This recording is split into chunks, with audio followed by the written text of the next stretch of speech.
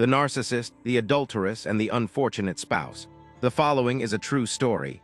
Names have been changed for the protection of all parties involved. Please join Cherry Mahogany for a word of prayer before she shares this sad but true tale. I'd like to start this video off by saying a prayer over marriages.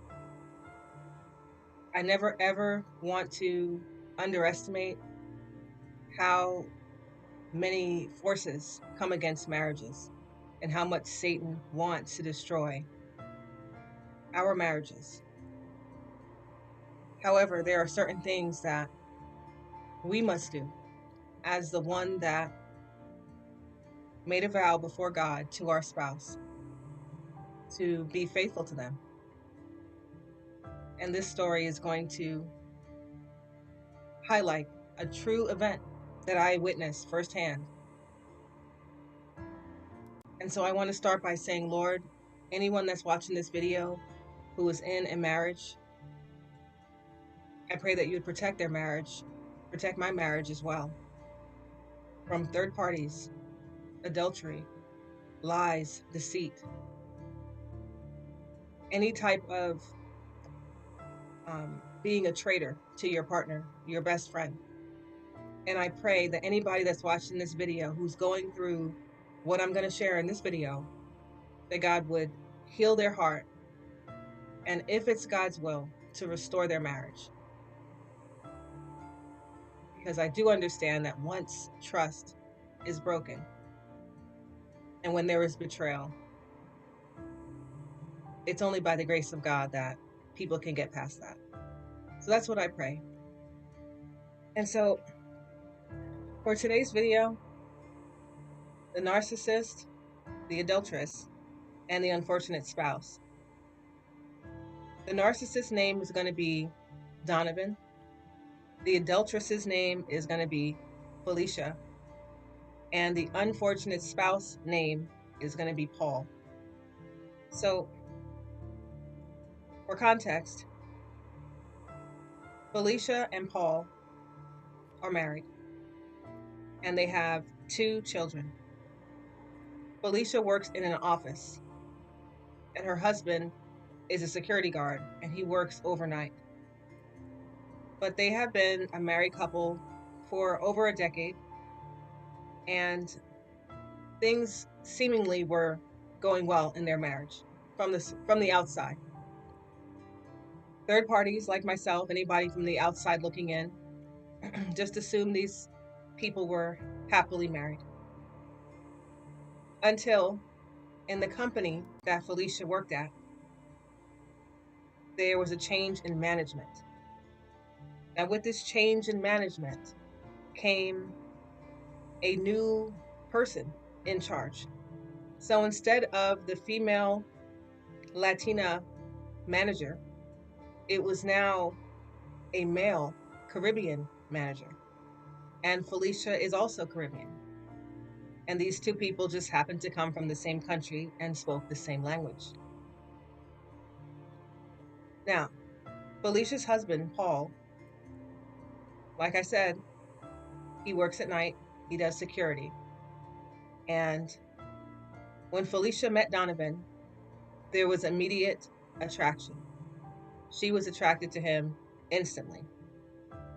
And her behavior around him made it very clear about that. So where I come in is I would see Felicia occasionally in this office setting. Even though I don't work there, the type of business that I do, I had to interact with this office. So when I used to come in to do business with the office, Felicia was friendly and polite. As a matter of fact, when I first met her, she introduced herself to me, and she invited me to an event they were having at their office. So unfortunately, I was unavailable, but I always remembered that she was very polite to me. Now, when Donovan started working as a new manager for the company that she worked for, because she became very possessive, and any female, because it wasn't just me, but especially me, Any female that this new manager, Donovan, may have found attractive, she treated with disdain. Technic- Technically, she treated with a form of hatred. No more hellos, no more smiles, just a feeling of a look, I should say, that she felt very uncomfortable whenever I was around. Now, excuse me, for those of you who may know me from this channel, I am happily married and I'm a born again Christian, and my husband and I, we do many things to safeguard our marriage. And I say that because sometimes people project themselves onto other people. So because she knows that she's an adulteress, she may have projected that on me. But as I was saying, Felicia used to be a polite person that worked in the office, stopped talking to me and treated me with disdain from the time Donovan started working there. Now, because Donovan was a new manager at this office and Felicia had been there for many years, and she also had a position of supervising, she really had to show him the ropes.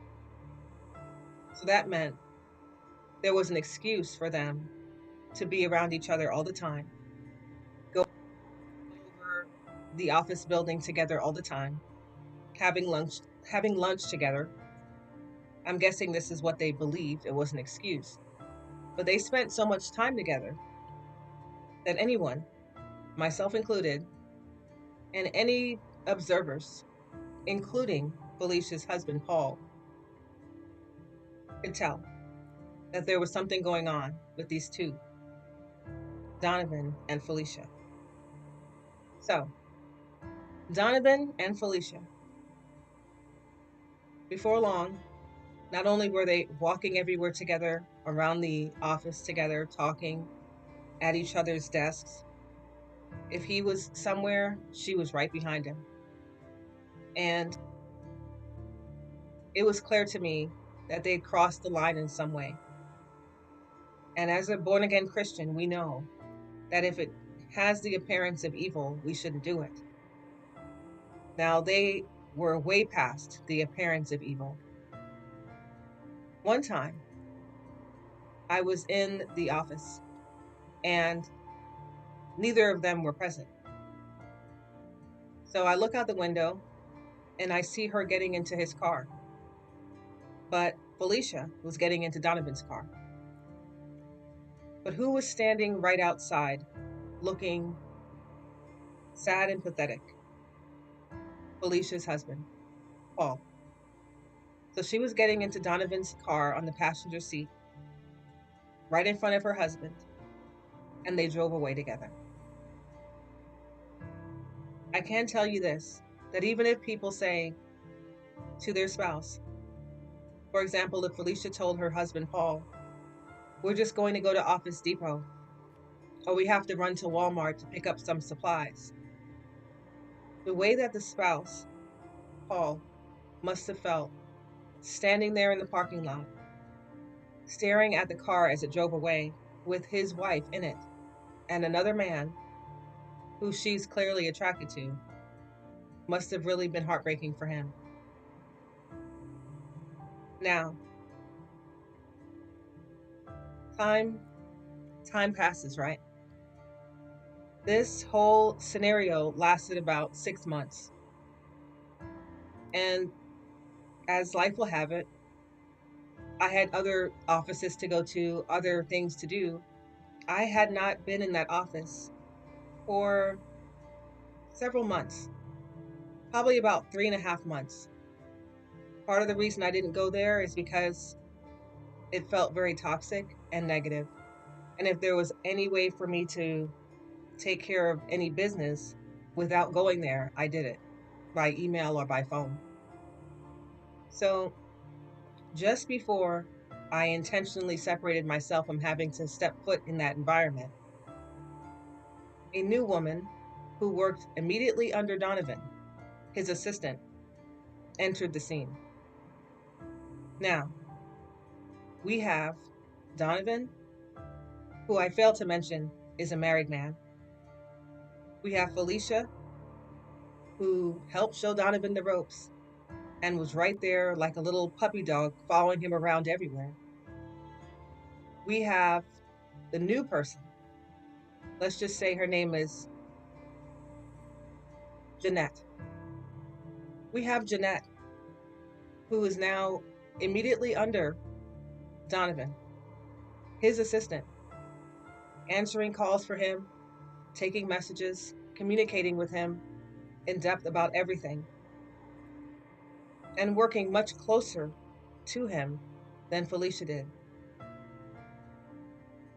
I mentioned in the title of this video the narcissist, the adulteress, and the unfortunate spouse.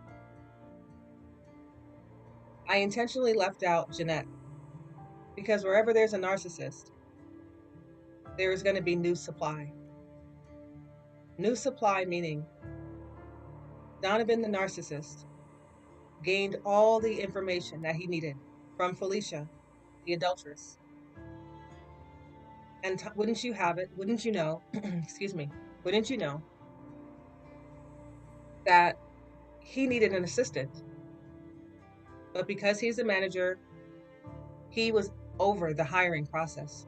So he hired an attractive, also Caribbean woman who also spoke the same language as he did to be immediately under him. However, his assistant was more attractive than Felicia. The reason I'm telling this story today is because many times people are in relationships and these things seem to just happen. A person meets a new coworker that they're attracted to and they get close. And next thing, there's an affair going on, an extramarital affair, adultery. But what I want to take away from this entire story, and this is one of the things that me and my husband and I, how we safeguard our marriage. And this is what I pray that you would take away from this story too. When Felicia first met Donovan, like I said, her behavior showed immediately that she was attracted to him. And even though she needed to show him the ropes, the level of time and energy she put into him was unacceptable. What could she have done differently when this, as far as she's concerned, attractive new manager entered the scene and needed her help in learning the ropes of how this business operated? She should have had a third party with her at all times. If it's not her husband, because he had to probably sleep during the day, it should have been her children, it should have been someone else. Anyone else to step in to safeguard your marriage. Using the excuse that this is your coworker or you have no choice to do this and you have to spend time with this other person. That's unacceptable. The vow that you made to your husband, the vow that I made to my husband, and the vow that Felicia made to her husband, Paul, did not have any caveats in it that said, unless it's work related, then I will do things that put my marriage in jeopardy. So that was the number one mistake. If you have to be in close contact with a third party that you're attracted to, number one, tell your spouse what's going on in your workplace, in the office. Tell them everything. Make sure that your spouse meets this person. Ask your spouse how they're feeling. How do they feel about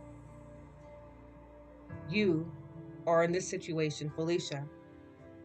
Should have asked Paul, how does he feel about her working close with this other person? I also mentioned that Donovan is a narcissist and that Donovan was married with kids. The thing about a narcissist, and in case you don't know this, narcissists don't care really about anyone else but themselves. But if a narcissist is married, whether it's a male narcissist or a female narcissist, that spouse of theirs has probably been conditioned to accept poor behavior. Their spouse has probably been conditioned to understand that an occasional affair is going to happen, or when they find out about it, as much as they scream and yell, they stay. Maybe there's domestic violence involved. Maybe they have just understood that as long as my spouse tells me, which is also not biblical, but as long as their spouse tells them what's going on with other people, then it's not considered cheating. These are the types of relationships that narcissists have. People that are so beaten down emotionally, or that have accepted that swinger type mentality that they're not going anywhere, more than likely. And the narcissist is also known to be a liar. So if the spouse would question them, there would be dishonesty and possibly violence. So I say all that to say that it didn't even matter that Donovan was married or not, because he probably, as a narcissist, cheats anyway. And he definitely, the narcissist, did not care about Felicia's marriage. He didn't care about how the husband felt standing there in the parking lot as he drove away with his wife. And he definitely didn't care about discarding Felicia, which is what he did when this new, more attractive assistant came to work under him in the office. So, what we should do and what we should learn from this story and what I've taken away from it: be honest with your spouse about everything, even if you're attracted to someone else and you don't feel comfortable with being in close confine with them. The question really comes down to, do you want to be faithful? Because if you want to be faithful, you're going to do the things that you need to do to be faithful. And that is really what it all comes down to. Do you want to honor the vows that you made before God and your spouse? And if you do, even if this other person is attractive to you, you will do what you have to do to safeguard your marriage. Because unlike the narcissist, whose spouse is probably going to stick around, when the adulteress or the adulterer gets found out, it's only by the grace of God that the spouse, the unfortunate spouse, the victimized spouse, will stick around and still honor the marriage vows that they made, even though their adulterous spouse stepped out on their marriage, humiliating them and possibly opening up their marriage to diseases and possibly pregnancies. There's so many horrible things that could have come out of that. So that's what I wanted to share today, and that's the story that I had to tell. May God bless our marriages and give us the wisdom and the honesty to do the right thing and not to wait until it gets too late, but to talk to our spouses honestly and openly, and even to avoid interacting with that third party if we have to at all costs. And I thank you for watching. God bless you.